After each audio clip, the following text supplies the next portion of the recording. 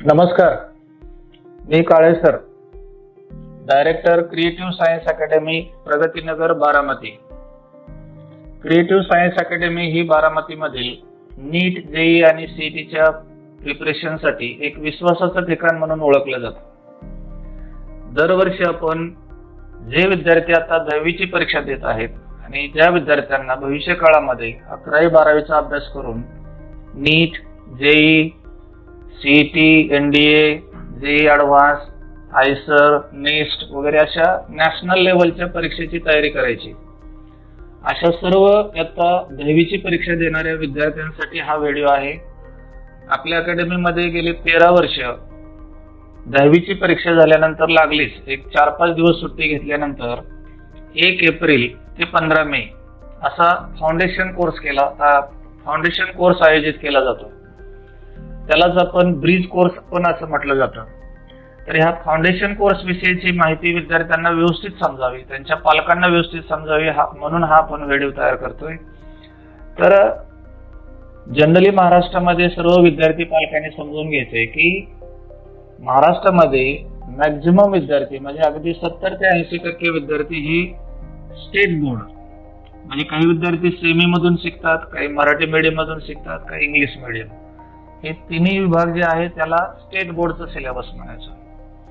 परंतु जर ह्या विद्यार्थ्यांना 11वी 12वीला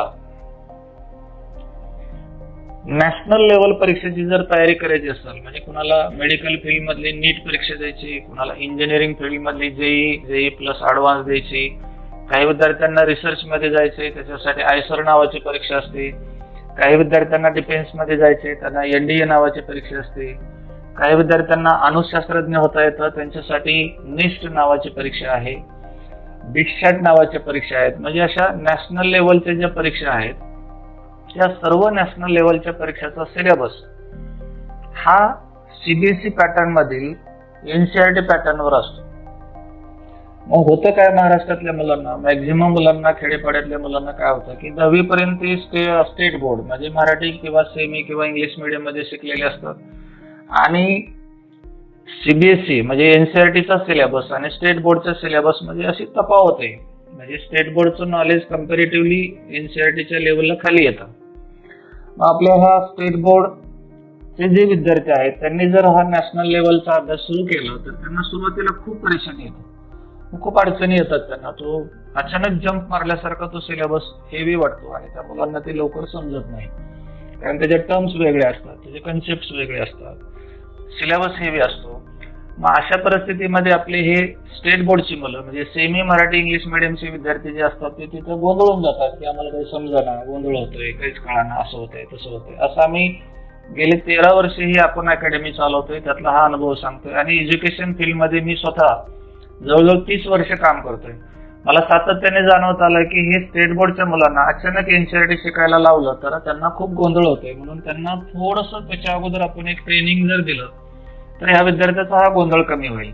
म्हणून क्रिएटिव्ह सायन्स अकॅडमी दरवर्षी सालाबाद प्रमाणे यावर्षी 1 एप्रिल ते 15 मे ह्या 1.5 महिन्याचा फाउंडेशन कोर्स आपण आयोजित करत आहोत. ह्या फाउंडेशन कोर्समध्ये विद्यार्थ्यांना काय शिकवलं जातं, सकाळी 4 लेक्चर्स असतात, 1 तासाचं एक लेक्चर असतं. त्यामध्ये त्यांना basic physics, basic chemistry, basic math, basic bio हे 4 सब्जेक्ट शिकवले जातात की त्यांचं 10चं नॉलेज काय आहे ते पहिलेच चेक केलं जातं आणि त्यांना 11thला एनसीईआरटी शिकण्यासाठी नॉलेजची गरज काय आहे हे त्यांना टीचरला माहित असतं आणि मग त्यांना ते जोडून घेण्याचा म्हणजे ब्रिज तयार करण्याचा प्रयत्न टीचर करतात. असा हा दरवर्षी कोर्स चालतो की जेणेकरून ह्या 1.5 महिन्यामध्ये दुसरा एक फायदा विद्यार्थी पालकांसाठी काय होतो की आपण वारंवार 3-4 दिवसाला आपण विद्यार्थ्यांच्या मीटिंग घेतो. त्या विद्यार्थ्यांना ह्या सगळ्या नॅशनल लेवलच्या परीक्षेविषयी व्यवस्थितपणे माहिती सांगतो की ह्या परीक्षा काय आहे, त्याचा सिलेबस कसा आहे, त्याचा कशा पद्धतीने अभ्यास करायचा आहे, गरज काय आहे, ह्या सगळ्या परीक्षेची माहिती त्या विद्यार्थ्यांना दिली जाते.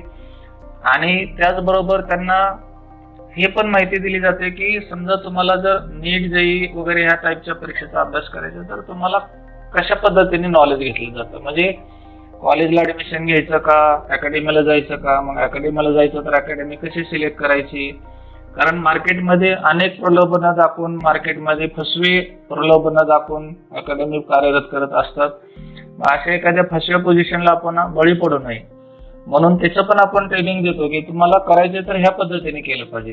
म्हणजे एकंदरीत विद्यार्थ्याला 1-1.5 महिन्यामध्ये बेसिक नॉलेज मिळतं, जेणेकरून त्याला 11वीला जून मध्ये आल्यानंतर एनसीईआरटी समजून घ्यायला जड जात नाही. दुसरं त्याला सगळ्या परीक्षेविषयीची व्यवस्थितपणे माहिती मिळते.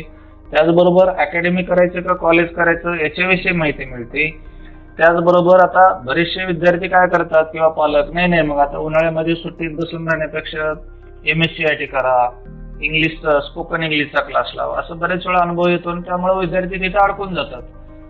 मग आपण काय केलं अकॅडमीने यावर्षी की जे विद्यार्थी फाउंडेशनला येतात त्या विद्यार्थ्यांना आपण सकाळी 4 लेक्चर नॉलेजचे झाले की दुपारचे 2 लेक्चर त्यांना आपण काय करतोय की त्यांना आपल्या लॅबोरेटरीमध्ये कॉम्प्युटर्स आहेत तिथं त्यांना MSCITचं नॉलेज पण देणार आहेत आणि आणखी दुसरा पर्याय म्हणजे त्यांना इंग्लिश पण आपण बोलायला शिकवणार आहेत. अशा सगळ्या बाजूनी उपयोगी पडेल असा एक कोर्स आपण दरवर्षी चालवतो. तर जे विद्यार्थी आता 10वीची परीक्षा देत आहेत अशा सर्व विद्यार्थ्यांनी ह्या कोर्स विषयी व्यवस्थित माहिती घेऊन लवकरात लवकर आपलं ऍडमिशन अकॅडमीला फायनल केलं पाहिजे ही विनंती करतो. धन्यवाद.